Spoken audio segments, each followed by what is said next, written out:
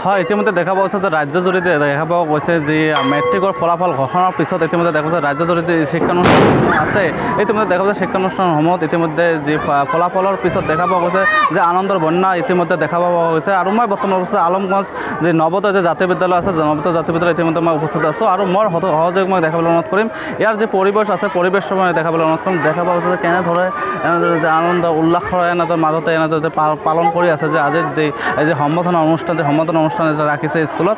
তো এই বুলিয়ে দেখা পোৱা গৈছে যে এই স্কুলৰ এনেদৰে পৰিৱেশৰ মই প্ৰথমে দেখাবলৈ অনুৰোধ কৰিম।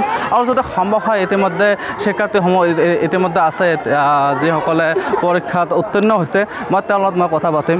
প্ৰথমতে এজনৰ লগত কথা পাতিম। কি ক'ব? কেনেকুৱা লাগি আছে? খুব ভাল লাগি আছে। মুঠ নম্বৰ কিমান পাইছে? 536। অলপ আশা কেনেকুৱা আছে? 95 এনেকুৱা পাব লাগিছিল মোৰ আশা আছিল, কিন্তু মই পোৱা নাই, দুখিত হৈছিল কাৰণে। মই দুখিত নেকি? হয়। আৰু ভৱিষ্যত কি হ'ব বুলি আশা? ভৱিষ্যতত মই ডক্টৰ হ'ম বুলি আশা আছে। আজিৰ এই দিনত কি ক'ব মা দেউতাৰ লগতে শিক্ষয়িত্ৰী কি ক'ব?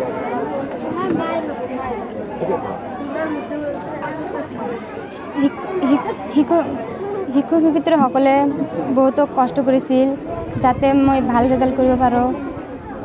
আমাৰ এই স্কুলৰ ডিৰেক্টৰ ছাৰ বাতেন ছাৰেও মানে আমালোকৰ ক্লাছ কৰিছিল। প্ৰিন্সিপাল ছাৰেও মোক মানে ভাল ৰিজাল্ট কৰাৰ কাৰণে কৰিছিল, উৎসাহ দিছিল। মোৰ মাক দেউতাকেও বহুত কষ্ট কৰিছিল মোৰ নিচিনাই। দেউতা কি কৰে? দিনমজুৰিৰ কাম কৰে গুৱাহাটীত। তুমি কি ক'বা? কিমান নম্বৰ পাইছে? 492। কি ক'বা আজিৰ দিনত কেনেকুৱা অনুভৱ হৈ আছে? যিমানখিনি মানে আশা কৰিছিলোঁ সিমান মতে মানে ৰিজাল্টটো পোৱা নাই। বিদ্যালয়ৰ পৰা বহুতো অৱদান শিক্ষক শিক্ষয়িত্ৰীসকলে আগবঢ়াইছে। ময়ো মানে ঘৰত পৰিশ্ৰম মানে মোৰ তৰফৰ পৰা মানে কম হৈছে। নৱোদয় জাতীয় বিদ্যালয় আলমগঞ্জ। নাম কি তোমাৰ? ফিৰদৌসী ৰহমান। ভৱিষ্যতে কি হ'ব বুলি? ভৱিষ্যতত মানে এতিয়া মানে বহুতেই সকলোৱে মানে ডক্টৰ নিট দি আছে। মানে মই মানে এনেকুৱা মানে হ'ব বিচাৰোঁ যাতে মানে মোৰ লগতে বেলেগকো মানে প্ৰতিষ্ঠান দিব পাৰোঁ, মানে ইণ্ডাষ্ট্ৰীৰ কিবা বিজনেছমেনৰ নিচিনা। মোৰ নাম নুৰ আলম। মই এইখন বিদ্যালয়ত পঢ়িছোঁ। এবাৰ হাইস্কুল শিক্ষান্ত পৰীক্ষাত মোৰ মুঠ মাৰ্ক 483।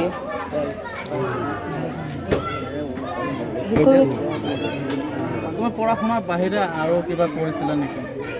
হয়, মোৰ দেউতাকে কৃষক, দেউতাকক সহায় কৰিছোঁ।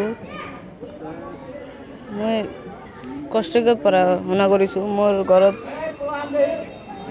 আজি যিটো ফলাফল এইটো সন্তুষ্ট নে?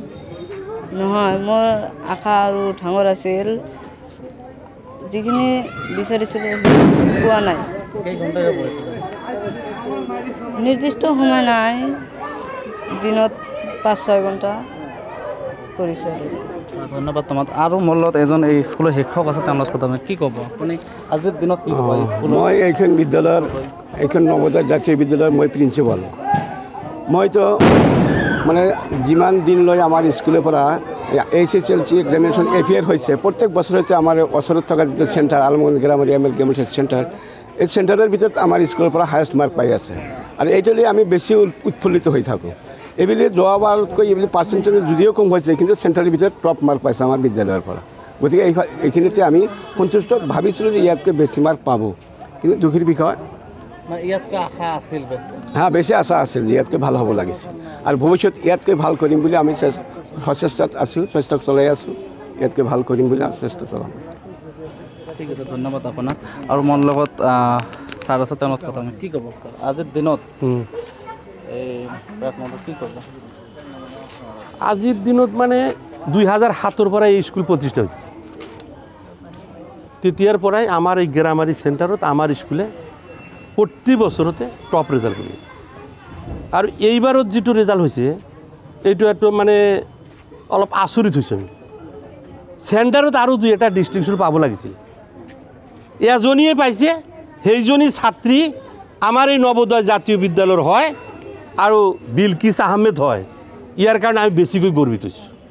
আর উৎফুল্লিত গতিকে আমি হ্যাঁ তো বেছি আছিল ইয়াতকৈ আশা তো আমি কৰিছিলোঁই এইবাৰ মেথামেটিক্সৰ যিটো কুৱেশ্যন পেপাৰ হৈছে সেই কুৱেশ্যন পেপাৰটো সকলোৱে গম পাইছে চিলেবাছৰ বাহিৰৰ পৰা কুৱেশ্যন আহিছে সেই মাৰ্কটো দিব বুলি শিক্ষামন্ত্ৰীয়ে আশ্বাস দিছিল কিন্তু যিখিনি মাৰ্কৰ প্ৰশ্নৰ উত্তৰ কৰিছে আমাৰ বিলকিছে সেইখিনি মাৰ্কেই পাইছে তাতকৈ বেছি পোৱা নাই ইয়াৰ পৰা বুজা যায় যে শিক্ষামন্ত্ৰীয়ে কোৱা মতে মাৰ্কটো দিয়া নাই তাৰ কাৰণে আমি দুঃখিত শেষত কি ক'ব ছাত্ৰ ছাত্ৰীসকলক ছাত্ৰ ছাত্ৰী তাৰ অভিভাৱক অভিভাৱিকা আমাৰ শিক্ষক শিক্ষয়িত্ৰী আমাৰ অধ্যক্ষ ডাঙৰীয়া সকলোলৈ মই আন্তৰিকভাৱে ধন্যবাদ জনাইছোঁ আৰু আমাৰ অঞ্চলবাসী ৰাইজলৈ মোৰ এটা আহ্বান যাতে আগন্তুক দিনত এই বিদ্যালয়খনৰ পৰা এনেকুৱা এটা চ'ৰ্চ হয় আৰু কি যি চ'ৰ্চৰ